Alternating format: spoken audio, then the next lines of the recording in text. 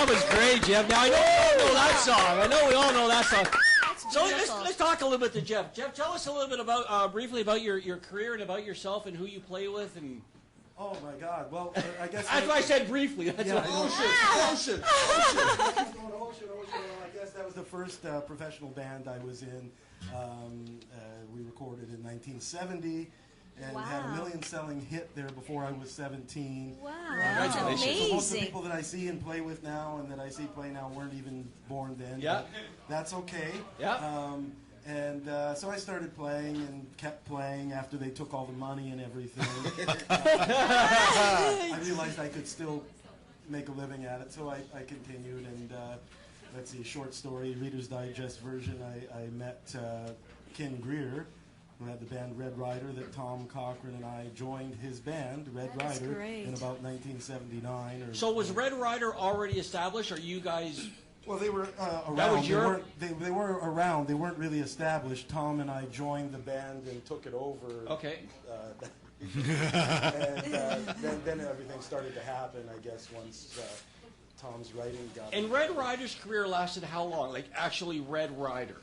It was four albums, 5 years. By about 1985, that was sort of done, and they started calling it Tom Cochran and Red Rider. And Red Rider, right? Yeah. No, I wasn't in the picture at that time. Okay. And then Ken Greer was for a few minutes, and then he was out of the picture. We took about a 17-year hiatus. And then in 2002, Tom Cochran called us up. And I'm wondering for our viewers, because I'm sure a lot of people know, obviously, who Tom Cochran is, and I'm sure for the older listeners, whatever, or viewers, they know who Red Rider is. But could you tell us a few of their hit songs, just so people would say, oh, I know that group, but what do they sing? The first one was White Hot. White Hot? White Hot. That's a great song, by the way. First song, and it had a lot of emotion. Yeah. There's a lot of great ideas in that song. Our second, I guess, big song would have been Lunatic Fringe. What a cool song. Now, would that be their sort of signature song, Lunatic Fringe, from a fan's point of view, you think? Yeah, I think so. It's one of those ones that you really couldn't play a Red Rider show or a Tom Cochran show and not play that song. It traveled a lot of distance in the 80s. I mean, it was in 1982.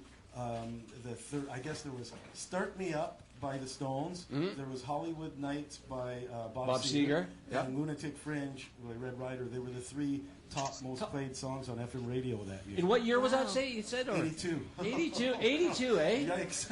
Wow. Well, they were all great songs, but I really like White Hot. I mean, I like a lot of Red Rider and Tom Cochran songs. And I just want to add to that, I know that Tom Cochran and yourself and the band, you guys do a lot of work for the community. I noticed that. I know, I have to commend you on that, because I know Tom's always out there helping out, the underprivileged or people who don't have the same advantage that he's had. Absolutely. He's always been somebody to do that and to travel overseas with World Vision and Doctors Without Borders. I think that's great. He's done a lot of that work, and that's just the way it is. It's always nice to give back when you're in a position that you can give back. Absolutely. Okay, what we're going to do, we're going to come back to you to hear a couple more songs later in the show. Sure. I appreciate it. That's a great song, by the way. It's a beautiful song. Okay, let's go to our next question